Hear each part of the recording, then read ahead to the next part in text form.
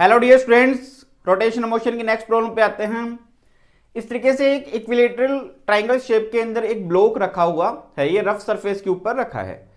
इसके top most point के ऊपर हॉरिजॉन्टल डायरेक्शन में कैपिटल एफ फोर्स अप्लाइड करते हैं। क्वेश्चन है कि मिनिमम कोफिशिएंट ऑफ फ्रिक्शन की वैल्यू, म्यू की मिनिमम वैल्यू अपने को फाइंड करनी है, जिसके लिए ये ब्लॉक है टॉपल कर जाए और स्लाइडिंग बाद में हो, यानी कि टॉपल बिफोर स्लाइडिंग हो। तो देखो, अगर इसके ऊपर कैपिटल है फोर्स हॉरिजॉन्टल डायरेक्शन में लग रहा है तो ये आगे की तरफ स्लाइड करेगा। आगे की तरफ स्लाइड करेगा तो यहां पे फ्रिक्शन फोर्स किधर लगेगा? बैकवर्ड डायरेक्शन के अंदर। ये इसका सेंट्रो मास हो गया, सेंट्रो मास के ऊपर इसका वेट लगेगा तो कितना हुआ? ये mg हो गया।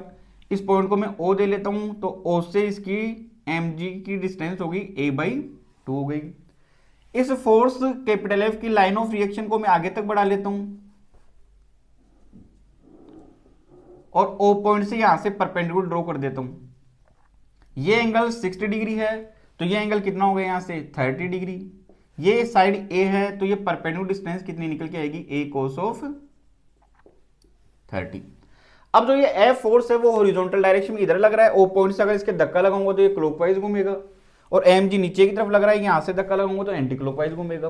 तो O पॉइंट के रेस्पेक्ट में ये टॉपल कब करेगा? जब इस F के कारण जो टॉर्क लगेगा वो mg के कारण लगने वाले टॉर्क से या तो ज्यादा हो या उसके इक्वल हो। इसका means torque due to force F is greater than equal to torque due to mg। अब इस F के कारण टॉर्क कितना लगेगा? तो force into perpendicular distance, force तो कितना हुआ F, परपेंडिकुलर डिस्टेंस कितनी हुई? A cos of 30 is greater than equal to mg के कारण कितना होगा? फोर्स तो mg और परपेंडिकुलर डिस्टेंस कितनी है? A/2। ये इससे कैंसिल आउट हो गया। तो F is greater than equal to mg upon √3 निकल के आ गया।